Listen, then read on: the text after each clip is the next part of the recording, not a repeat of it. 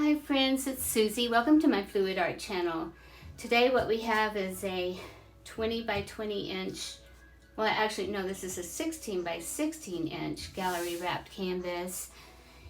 And we're going to attempt a straight pour. These are the colors.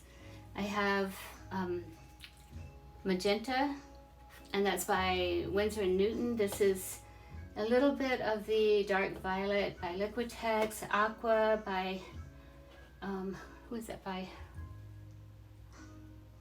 Oh gosh, I can't remember. Master's Touch.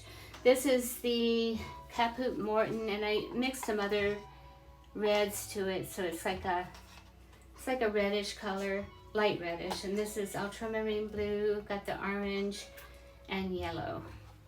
So also some black, and